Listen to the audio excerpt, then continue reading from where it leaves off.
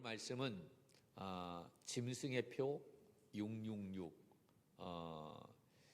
이거 666 하면 어떤 것이 연상이 되면 제가 어렸을 때인가요? 은하철도 999 뭐 하는 것처럼. 너희들은 아니? 그래요. 그런 것이 막 떠오르게 되는데, 그렇죠? 근데 이 666에 대한 여러 가지 그러한 말들이 너무 많이 있어서 우리가 오늘 짧은 시간이지만 우리가 좀 짚고 넘어가야 할 부분들을 살피고 가도록 하겠습니다. 지난주에 여러분 13장, 이 요한계시록 13장의 말씀은 짐승이 둘 나옵니다. 하나는 바다에서 나온 짐승, 또 하나는 땅에서 올라온 짐승입니다. 지난주에 이제 땅에서 올라온 짐승에 대한 말씀을 나누었는데, 오늘 이 말씀도 이 땅에서 올라온 짐승 안에 이제 이 표를 가지고 있는 거예요. 사람들이 이제 오른손이나 그 이마에 표를 받게 되는데, 그것이 바로 666이라고 하는 것입니다. 오늘 이 666에 대한 말씀을 함께 나누려고 하는데, 도대체 이 666이 도대체 뭘까? 라고 하는 거지요. 오늘 본문에 있는 말씀을 그대로 가져와 보도록 하겠어요. 여러분 성경을 좀 자세히 보세요. 우리가 이 어려운 그러한 성경일수록 본문에 더 집중해서 보아야만 됩니다. 자, 666이 도대체 뭔지, 짐승의 표가 뭔지 오늘 본문에 있는, 여러분 성경하고 제 성경하고 다르지 않지요? 똑같을 거니까 함께 한번 보도록 하겠습니다. 이 본문의 말씀을 그대로 가져와 보도록 합니다. 첫째, 이 짐승의 표 666이 바로 뭐냐? 17절의 말씀 같이 볼까요? 시작. 누구든지 매매를 못하게 하니, 이 표는 뭐라고 얘기하고 있어요? 첫 번째, 짐승의 이름. 자, 거기에 줄을 치셔야 되겠죠? 뭐라고? 짐승의 이름. 거기에 줄을 치셔야만 됩니다. 이 표는 첫째로 뭐라고 얘기합니까? 짐승의 이름이래요. 그러니까 666은 첫째로 누구의 이름이다? 짐승의 이름이다 라고 이야기하고 있어요. 짐승의 이름. 자, 두 번째, 그 다음에 뭐라고 얘기하고 있어요? 짐승의 이름이나 그 이름의 수라고 얘기하고 있어요. 두 번째는 이름의 수라고 되어 있어요. 이름의 수. 그러니까 첫 번째는 짐승의 이름이고, 두 번째는 이름의 수라는 이야기죠. 그러니까 이 첫 번째와 두 번째를 종합하면, 합치면 666이라고 하는 것은 어떤 짐승의 이름의 수라고 하는 거예요. 근데 아직 감이 안 오지요? 이 짐승이 진짜 짐승인지 아니면 짐승 같은 존재인지 우리가 아직 잘 몰라요. 그런데 중요한 것은 이 17절 말씀 속에서 이야기하고 있는 것은 바로 이 666은 이름이라고 하는 거예요. 이름. 그런데 이름인데 무엇과 관련이 되어 있느냐? 수와 관련이 되어 있다라고 하는 거예요. 자, 여기까지 잘 따라오셨습니까? 666은 이름인데 무엇과 관련이 되어 있다? 수가 뭡니까? 하나, 둘, 셋, 넷, 다섯, 여섯, 뭐 이렇게 하는 거, 이거 수잖아요. 수와 관련이 되어 있다. 자, 세 번째는 18절 말씀을 봅니다. 18절 시작. 지혜가 여기 있으니 총명한 자는 그 짐승의 수를 세어보라. 거기에 보니까 또 세 번째는 뭐라고 얘기하냐면 짐승의 수라고 되어 있어요. 누구의 수? 짐승의 수라고 되어 있어요. 그 다음에 또 뭐라고 되어 있습니까? 그것은 누구의 수라고요? 사람의 수니. 그것이 666이라고 이야기합니다. 짐승의 수 세 번째는 그렇게 되어 있고 네 번째는 사람의 수라고 되어 있어요.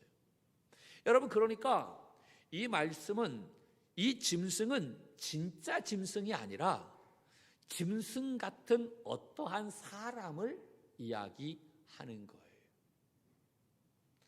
여러분, 우리가 사람인데 사람 같지 않으면 뭐라고 얘기해? 짐승보다 못하다라고 얘기하잖아. 그렇잖아. 그렇게 얘기하잖아요. 그러니까 짐승은 아니야. 사람이야. 사람인데 사람 같지가 않는 거야. 너무나 그 인격이 없어. 짐승과 같은 인격을 가지고 있는 모습을 갖고 있는 거지. 그래서 짐승과 같은 사람인데 그 사람이 숫자가 있다라고 하는 수가 있다. 이 1번, 2번, 3번, 4번, 첫 번째, 두 번째, 세 번째, 네 번째, 이 17절과 18절을 종합해 보면 어떤 짐승 같은 사람의 수, 그것이 바로 666이라고 하는 거예요. 근데 아직 이렇게 얘기해도 감이 안 와. 이게 도대체 무슨 말인지. 짐승 같은 사람이 있어요. 그런데 그 사람의 이름이 666이라고 하는 사실입니다. 이게 도대체 뭘까? 여러분, 이것을 알려면 좀 히브리어를 알아야만 됩니다. 히브리어를. 이 구약 성경은 히브리어로 되어 있고 신약 성경은 헬라어로 되어 있어요. 그래서 이 신학을 공부하는 게 쉽지가 않아요. 이것을 독일어로 번역이 되어 있고 이것이 또 뭐 영어로 뭐 그렇게 막 번역이 되어 있어서 신학 공부하려면 그래서 뭐 히브리어도 좀 공부해야 되고 헬라어도 공부해야 되고 독일어도 좀 공부해야 되고 그래야 좀 원어를 좀 아람어도 또 공부해야 되는 그런 경우도 있고 쉽지가 않은 부분인 거예요. 근데 이것을 알려면 히브리어를 조금 알아야만 됩니다. 여러분, 그렇다고 해서 긴장할 필요는 없어요. 우리가 쉽게 제가 말씀을 드릴 테니까 히브리어 알파벳이 있어요. 여러분, 영어에도 알파벳이 A, B, C, D, E 뭐 이렇게 쫙 나가잖아. 히브리어도 마찬가지 이 알파벳이 있어요. 알렙, 베트, 기멜, 다렛 뭐 이렇게 하고 쭉쭉쭉 나가는데 히브리어는 희한하게 그 알파벳에 숫자가 매겨져 있다라고 하는 거예요. 잘 들어야 돼요. 그 히브리어는 그 알파벳에 무엇이 매겨져 있다고요? 숫자가 매겨져 있어요. 어려운 말을 할게요. 게마트리아 따라해 볼까요? 게마트리아. 네, 게마트리아라고 하는 말이 있어요. 이것은 신약과 구약의 중간 시대 400년의 그러한 기간이 있어요. 이때는 예수님께서 하나님이 말씀하시지 않았던 때 암흑 시대다라고 이야기. 말라기서부터 마태복음까지 이야기 되겠죠. 이 아주 암흑 시대, 하나님이 아무 말씀도 하지 않았던 아주 그러한 암흑과 같은 시대. 그리고 예수님이 태어나셔서 이제 활동하셨던 그 시대, 로마가 집권했던 그러한 시대, 그때가 박해 시대인데 바로 이 기간에 이 게마트리아라고 하는 것이 나타나게 되어졌어요. 게마트리아라고 하는 것이 바로 뭐냐면 사람을 빗대어 말할 때 나온 것인데 정확하게는 언제부터다라고 나와 있지는 않지만 여러분 실명으로 말하지 않는 거예요. 왜냐하면 박해 시대이기 때문에 예를 들어서 야 김장렬이가 예수를 믿어라고 하면 모든 것이 다 드러나게 되잖아요. 사람의 이름이 실명이 되어지니까 그래서 사람의 이름이 아니라 그 사람을 숫자로 표현해 놨다라고 하는 거예요. 숫자로 표현해 놨으면 그 사람이 누군지 잘 모르겠지. 이러한 거예요. 그래서 히브리어가 그 알파벳을 보면 바로 숫자가 매겨져 있는데 우리가 화면을 좀 볼까요? 화면을 좀 봐주시면 자 우리나라의 글은 우리나라의 글은 왼쪽에서부터 오른쪽으로 이렇게 쓰잖아요. 근데 히브리어는 오른쪽에서부터 왼쪽으로 이렇게 쓰는 거예요. 달라요. 그래서 이 히브리어가 맨 처음에 이게 A라고 얘기해요. A, B, C, D, E, F, G, A, B 이렇게 나가는 거예요. 그래서 히브리어 첫자가 알레프, 베트, 기멜, 달레스, 해, 바브, 자인, 헷, 텟, 요 이렇게 나가는 거예요. 이게 뭐냐면 알파벳이에요. 그런데 알파벳인데 이 알레프에는 숫자 1이 매겨져 있어요. 알레프는 숫자 1, 베트는 숫자 2, 기멜은 3, 달렛 4, 5, 6, 7, 8, 9, 10까지. 그 다음에 화면을 볼까요? 요게 이제 히브리어 알파벳으로 쭉 되어 있는 거고, 알파벳에 나와 있는 숫자가 이렇게 되어 있는 거예요.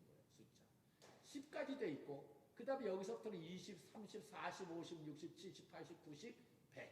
그 다음에 200, 300, 400, 500, 600, 700, 800, 900. 요렇게 숫자가 알파벳에 다 정해져 있다라고 하는 이야기죠.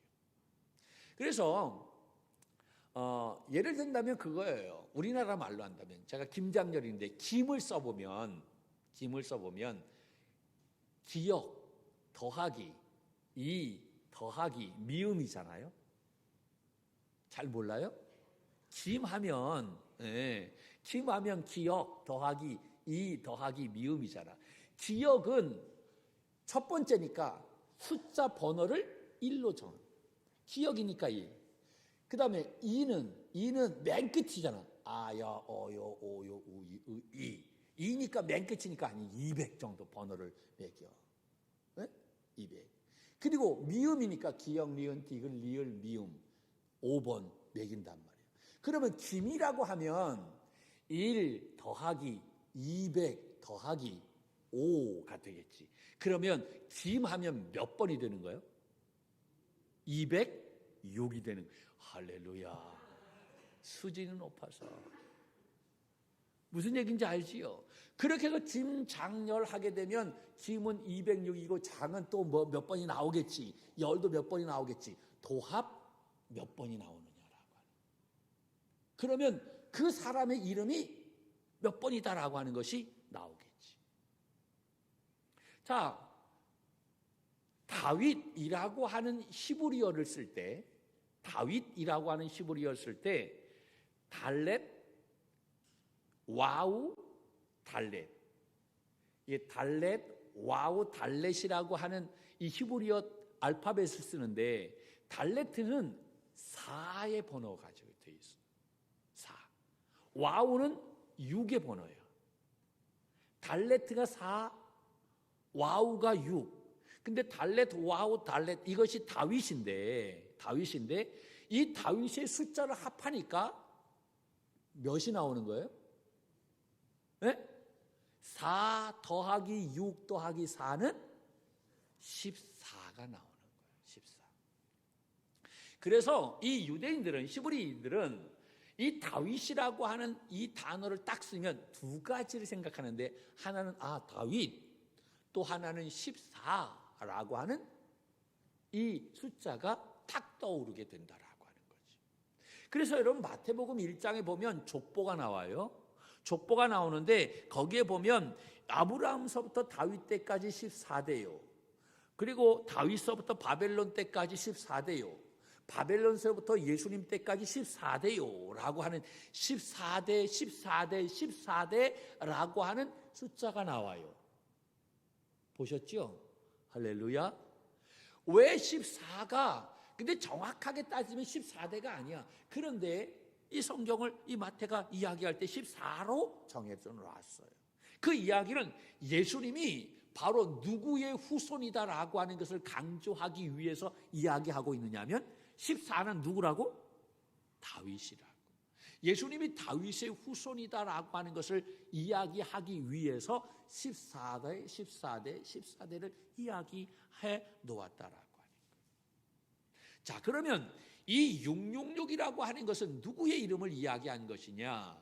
이것은 히브리어로 네로 켓사르, 그 이름을 우리가 수로 표현하게 되어질 때 666이 된다라고 하는 거예요. 네로의 네는 50, 르는 200, 그 다음에 5는 6, 니은은 50. 이게 그래서 306이 되겠고, 캐사를 할 때 캐는 100, 사는 60, 르는 200이 되겠고, 이것이 360이 되겠고, 그래서 306 더하기 360 하게 되면 666이 된다라고 하는.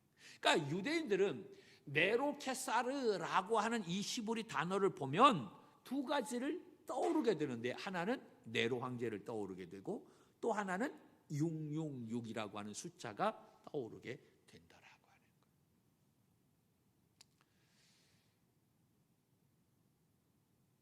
좀 쉽게, 더 쉽게 좀 이야기한다면, 이건 히브리어 아니니까, 우리나라 말이니까, 하나. 여러분, 하나 하면 떠오르는 거 있어요, 없어요?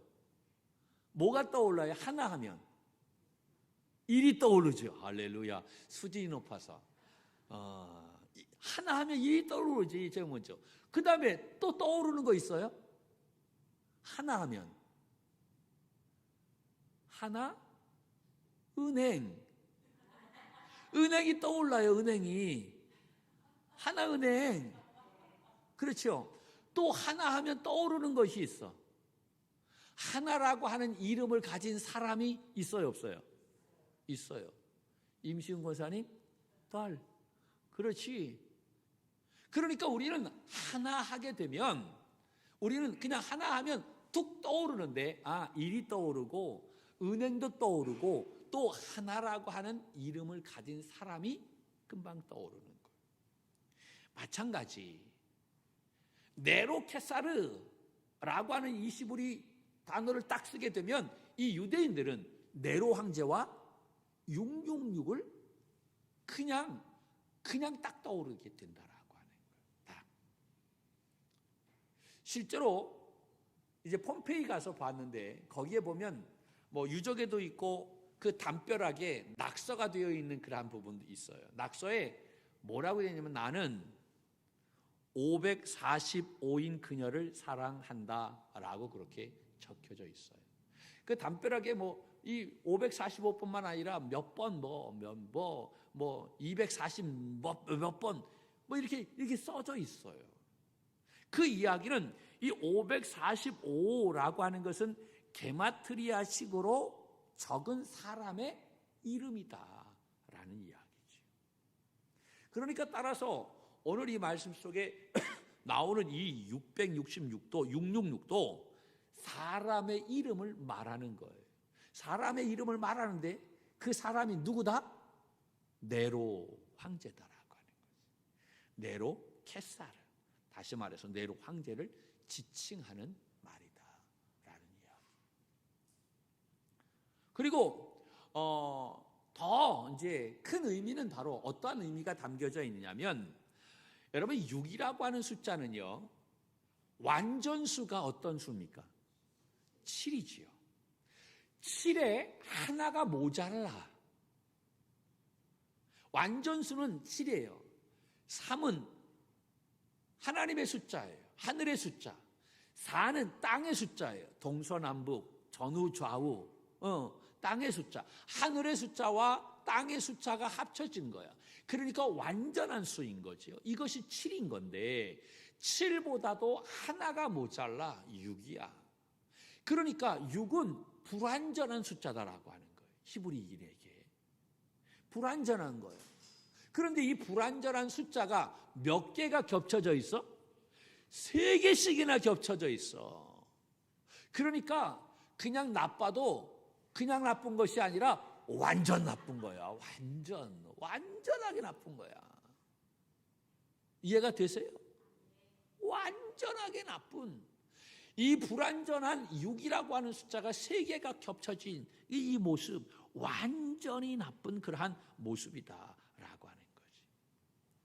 그러니까 이 666이라고 하는 것은 교회를 핍박하는 아주 나쁜 박해자를 뜻하는 그러한 상징적인 숫자다라고 하는 사실입니다. 바로 누구와 같은 존재? 네로 황제. 그 네로 황제가 여러분 가장 로마의 황제 가운데 가장 포악한 황제였잖아요. 로마 시내를 불태우고 자기가 불태우고 누가 불태웠다고 얘기합니까? 기독교인이 불태웠다. 그래서 방화범으로 기독교인을 이야기해가지고 엄청나게 많은 기독교인들을 죽이게 만들었던 그러한 짐승과 같은 그러한 존재. 그래서 짐승의 수라고 이야기하는 것이 바로 그러한 의미인 거예요. 그러니까 666은 바로 이렇게 기독교인을 정말로 굉장히 핍박한 그러한 박해자라고 하는 그러한 이 의미, 영적인 그러한 뜻, 의미를 상징적인 뜻을 가지고 있다라고 하는 사실이죠. 그러므로 예전에 이 666을 우리는 무엇으로 생각했냐면 이 바코드가 새로운 매매 시스템으로 도입되어질 때 그때 모든 사람들이 이구동성으로 다 이 바코드가 666인 짐승의 표다라고 그렇게 이야기했어요. 그래서 이 바코드를 받으면 안 된다, 구원받지 못해 라고 그렇게 이야기한 적이 있어요. 어떤 사람들은 신용카드가 이제 막 나오게 될 때 신용카드에도 거기에 뭐가 있어요? 맨 끝에 바코드가 있잖아요. 그것을 받으면 안 돼. 그래서 신용카드 발급 안 받은 사람도 많아요. 그게 666이다, 짐승의 표다라고 이야기했어요. 또 어떤 사람들은 컴퓨터가 666이다라고 얘기해요. 지금 유럽의 어떤 나라에 그 컴퓨터, 엄청나게 큰 컴퓨터가 있는데 그 컴퓨터 속에는 지금 모든 이 지구상에 있는 사람들의 모든 데이터가 다 입력이 되어 있다라고 하는 거예요. 그래서 나중에는 그 컴퓨터에 지배를 받게 되어진다라고 하는 이야기도 있었어요. 그리고 또 어떤 사람들이 EU 공동체가 조직이 되어질 때, 유럽 연합이 세워지게 될 때, 그 유럽 연합이 언젠가는 단일 정부가 세워지게 될 텐데 그때 초대 대통령이 바로 이 666이다, 적그리스도다라고 이야기했던 적도 있어요. 여러분, 이 바코드에 이거를 받으면 안 된다라고 이야기할 때 어떠한 에피소드가 있었냐면,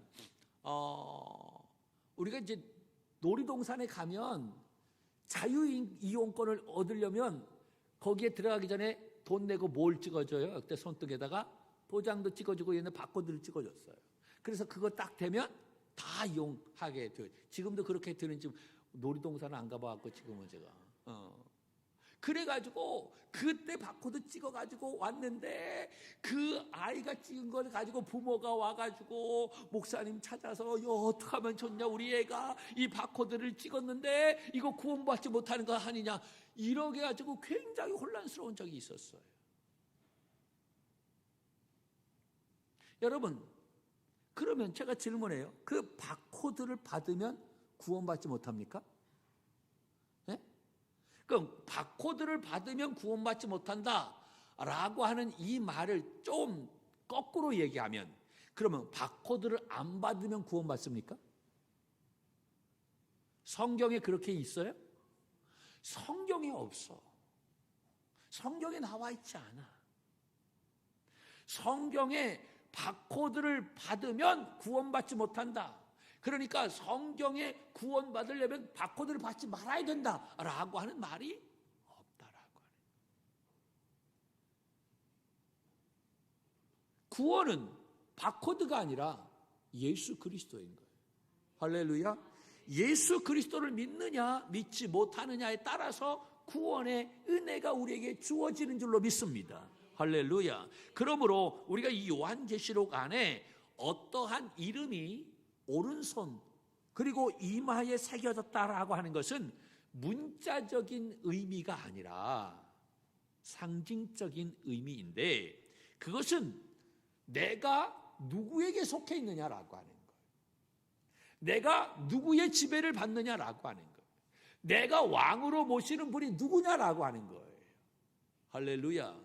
나는 누구를 따라가느냐라고 하는 이야기인 거예요. 내가 누구를 경배하느냐라고 하는 의미이지, 이게 바코드를 받고 안 받고 그것이 아니다라고 하는 사실이지. 내 이마에 네로의 이름, 즉 666이 적혀져 있다고 한다면 내가 지금 누구를 나의 왕으로 모시고 있는 거예요? 네로를 나의 왕으로 모시고 있는 거예요. 내가 그를 경배한다라고 하는 거예요. 내가 그에게 속해 있다라고 하는 거예요. 그러나 내 이마에 어린 양 예수 그리스도의 이름이 새겨져 있다고 한다면 나는 누구에게 속해 있다라고 하는 사실입니까? 예수 그리스도에게 속해 있다라고 하는 거예요. 나는 누구를 경배한다는 얘기예요? 예수님을 경배하고 예수님이 나의 왕이 되고, 할렐루야, 그분의 다스림과 인도함을 받는 사람이다 라고 하는 사실을 이야기하고 있는 거예요. 그러므로 여러분, 이 요한계시록 13장 18절의 말씀은요, 반드시 함께 봐야 할 말씀이 바로 뭐냐면 14장 1절의 말씀입니다. 이 14장 1절의 말씀과 같이 보아야 된다. 이것을 따로따로 보아서는 안 된다라고 하는 거예요. 화면에는 나와 있지 않을 거예요. 14장 1절의 말씀. 여러분 성경을 같이 보세요. 여러분 성경 14장 1절 어떻게 되어 있는지. 13장 18절에 있는 말씀과 14장 1절을 같이 읽습니다. 자, 18절을 먼저 읽을게요. 시작. 지혜가 여기 있으니 총명한 자는 그 짐승의 수를 세어보라. 그것은 사람의 수니 그의 수는 666이니라. 또 내가 보니 보라, 어린 양이 시온산에 섰고 그와 함께 14만 4천이 서 있는데 그들의 이마에는 어린 양의 이름과 그 아버지의 이름을 쓴 것이 있더라. 아멘. 이 말씀은 같이 보아야 된다는 거예요. 여러분, 이 말씀이 두려운 이유는 이 세상의 모든 사람은 이 둘 중에 하나다라고 하는 거예요. 18절에 속해 있느냐 아니면 14장 1절에 속해 있느냐라고 하는 거예요. 내 이마에 짐승의 표인 666이 새겨져 있느냐 아니면 내 이마에 어린 양 예수 그리스도의 이름이 새겨져 있느냐라고 하는 사실입니다. 가운데 있어요, 없어요? 없어요. 없어. 둘 중에 하나다라고 하는 사실이죠. 그런데 이마에 짐승의 표가 있으면 어떻게 되어져요? 구원받지 못하는 거예요. 지옥에 갈 수밖에 없는 거예요. 여러분, 이게 끔찍한 이야기 아닙니까? 오직 구원은 예수 그리스도를 통해서만 얻을 수 있다는 사실을 깨달아야 될 줄로 믿습니다.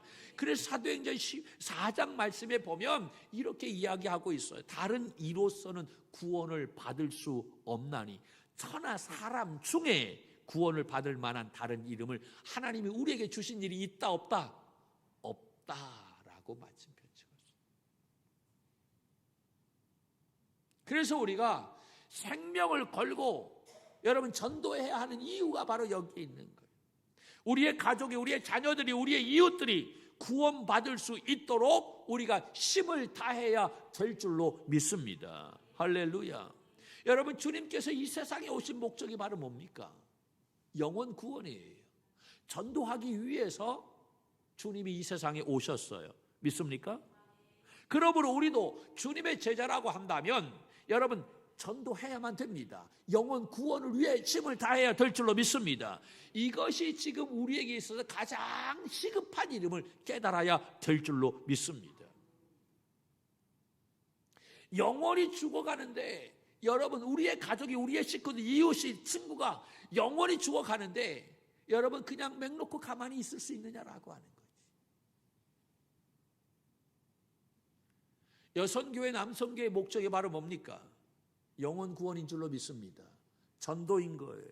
그냥 모여서 회의하고 그래서 어떤 물건을 팔고 우리가 어떤 사업을 하고 뭐 친교하고 이게 목적이 아니다라고 하는 거예요. 선교회의 목적은 영혼 구원인 것입니다. 셀의 목적이 바로 뭡니까? 영혼 구원인 것. 이 목적에 맞지 않으면 의미가 없어요. 하나님께서 우리에게 직분을 주신 이유가 바로 뭡니까? 영혼을 구원하라고 우리에게 직분을 주신 줄로 믿습니다.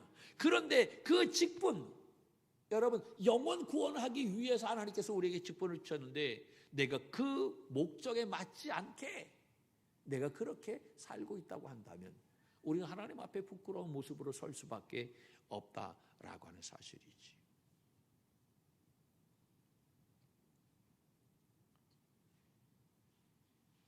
제가 얼마 전인가요?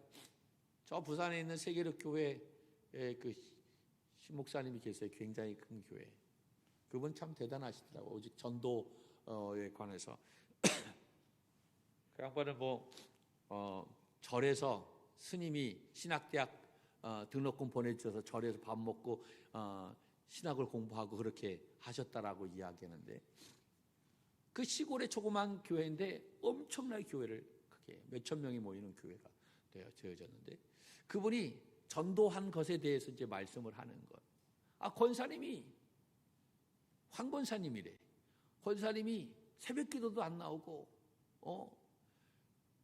나오긴 나오는데 자꾸 빠진다는 거예요. 주일날도 왔다가 그냥 빨리 가고. 그래서 너무 안타까워가지고 그냥 기도하시는데, 새벽에 기도하는데 그 권사님을 위해서 기도하는데 권사님이 새벽 기도 안 나오셔서 안타까운 마음으로 왜 안 나오실까 그랬다는 거예요. 그래서 권사님 불러놓고, 권사님 왜 권사님 돼가지고 새벽 기도도 안 나오고 왜 주일날도 그냥 온전히 예배를 드리지 못하고 빨리 가냐 그랬더니 말을 제대로 못하다는 거예요. 바빠서요. 아니 뭐가 그렇게 바쁘냐고. 뭐가 그냥 바쁘다라고만 이야기하고 말씀을 안 하시는. 그래서 다른 사람 불러놔. 아니 저 황 권사님 왜 이렇게 그냥 뭐가 그렇게 바쁘냐 그랬더니 그분이 하시는 말이, 방앗간을 하는데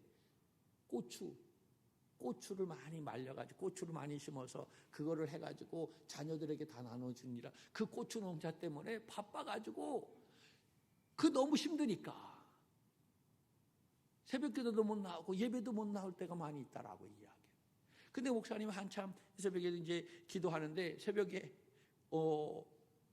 그 권사님을 위해서 막 기도하는데 갑자기 벼락같이 확 뭔가 말씀이 임하는데, 네가 주의 종이면 그 황권사 고추밭에 가서 고추를 다 뽑아라 라고 하는 그 음성이 확 들려오려드리는. 그래서 목사님이 내가 너무 피곤한가 보다. 그래서 오늘은 빨리 집에 가서 자야 되겠다. 그래서 내가 요새 좀 지쳤나 보다. 그래서 그냥 새벽기도 얼른 마치고 그냥 집에 가서 주무셨대요. 그런데 하루 온종일 한 주간 내내 그 말씀이 떠오르는 거예요. 네가 진짜 주의 종이면 그 권사님 집에 가서 고추밭에 고추를 다 뽑아라 라고 하는 이것이 떠나지 않더라는 거예요. 그래서 계속 너무 힘들어가지고 새벽기도 마치고 근데 그날 또 이게 내가 잘못 들었는지, 잘못 들을 수도 있잖아요. 그래서 또 기도하는데 기도가 안 되더라고요. 그 말씀이 또 확 오더라고요. 그래서 밤중에 자다가 일어나가지고 밤중에 가가지고 그 권사님 집에 가서 고추밭에 고추를 다 뽑았다는 거예요. 그리고 그 딸에게 전화해가지고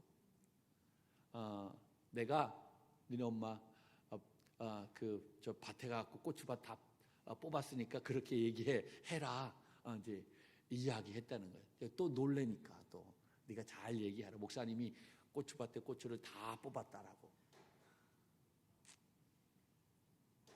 그런데 나 저녁에 연락이 와야 되는데 그 황 권사님 또 대단한 분인가 봐요. 그 아주 황씨잖아요. 할렐루야. 그런데 하루가 다 지났는데도 무슨 잠잠하더라는 거예요. 참 그래서 희한하다. 근데 밤 9시쯤에 그 딸이 전화가 왔더라고요. 목사님 큰일 났어요. 왜 큰일 났어? 제가 목사님이 고추밭에 고추를 뽑았다라고 말씀을 드리지는 않았는데 우리 어머님이 지금 실성을 했어요. 말을 못해요. 지금 큰일 났어요. 목사님과 한번 가보세요. 그래서 밤중에 9시에 가서 봤더니 이 권사님이 벌벌 떨면서 아무 말도 못하고 실성한 사람처럼 이렇게 있더라는 거예요. 그러니까 왜 그러십니까? 그랬더니 말을 제대로 못하는 거예요. 고추밭에 막 이러면서. 알고 봤더니 고추밭에 누가 고추를 다 뽑아갔다. 어떤 그 목사의 개잡놈이 막 그러면서 막 욕하면서 권사님이 막 어떤 놈의 새끼가 밤중에 다 내가 다 알아봐도 누군지를 모르겠다라고 하는 거예요. 어떤 놈인지 모르겠는데 다 고쳐. 나중에 목사님이 권사님한테, 권사님, 제가 밤중에 와서 이 고추밭에 고추를 다 뽑았다. 아니 어떻게 목사님이 그럴 거짓말하지 마세요. 내가 고추밭에 고추를 다 뽑느라 이 손 봐라. 고추 그냥 뽑아집니까? 뽑아지니라 손에 다 물집이 생겨가지고 그래서 다 물집 터진 거 봐라. 그랬더니 그때 이 권사님이 정신이 번쩍 들어가지고 어떻게 목사님이 돼가지고 권사 집에 와서 고추밭에 고추를 다 뽑아갈 수 있냐. 그때서부터 말을 기가 막히게 잘하시더라는 거예요. 한참 듣고 난 다음에 그 목사님이 그렇게 얘기했다. 권사님, 예수님 믿으세요? 예수님 믿지요? 진짜 믿으세요? 내가 그러니까 권사 됐지요? 그냥 권사 되나요? 그러시더라는 거예요. 그럼 내가 질문할게요. 지금 권사님은 고추밭에 내가 고추를 다 뽑았다고 해서 지금 그것이 누군지 밝혀지지 않았을 때는 입이 벌벌 떨면서 실성해서 막 벌벌 떨면서 그렇게 했는데, 그런데 죽어가는 사람들의 영혼을 바라보면서 그렇게 떤 적이 있어 봤냐? 질문해 봤다. 그랬더니 아무 말 못 하시더라고요. 여러분, 정말 죽어가는 그러한 식구들을 바라보면서 내가 그렇게 벌벌 떨어 본 적이 있느냐라고 하는 거예요. 예수 믿지 않으면 지옥인데, 영혼을 구원해야 되는데 그 죽어가는 심령들을 보면서 내가 그렇게 벌벌 떨어 봤느냐라고 하는 거예요. 아무 말 못한. 3분 지나 다음에 그 권사님 무릎 꿇고, 목사님 죄송합니다, 기도해 주세요. 그래 기도하고 갔다는. 그런데 그 다음날 새벽에 그 옆에 계신 예수를 잘 안 믿는 분인데 그분이 같이 새벽 기도를 오셨다는 거예요.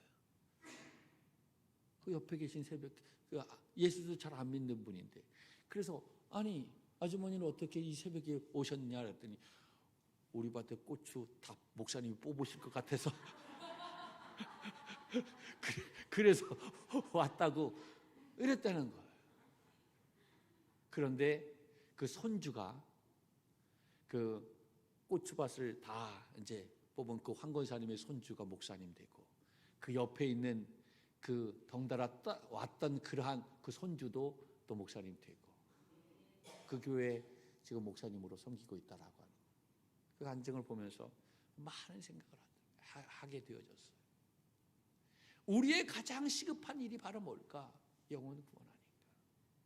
그런데 죽어가는 영혼들을 바라보면서 우리는 그렇게 심장이 떨어본 적이 있는가? 얼마나 제가 회개했는지 몰라요.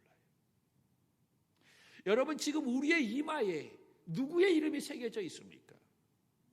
짐승의 표인 666입니까? 아니면 어린 양 예수 그리스도의 이름이 새겨져 있습니까? 우리는 어린 양 예수 그리스도의 이름, 하나님 아버지의 이름이 새겨진 줄로 믿습니다. 할렐루야. 그러므로 우리는 이 예수님을 나의 왕으로 삼고 그분을 경배하고 그분을 의지하고 그분의 다스림과 인도를 받는 하나님의 사람임을 깨달아야 될 줄로 믿습니다.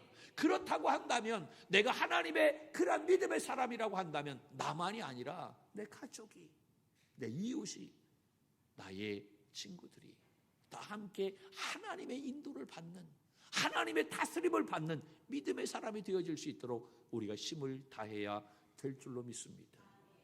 그들이 예수 그리스도를 믿지 않으면 구원받지 못하기에, 그들이 지옥에 갈 수밖에 없기에, 여러분, 하나님께서 우리를 먼저 믿게 하신 것은 여러분, 이 놀라운 주의 은혜를 그들에게 전하기 위함인 줄로 믿습니다.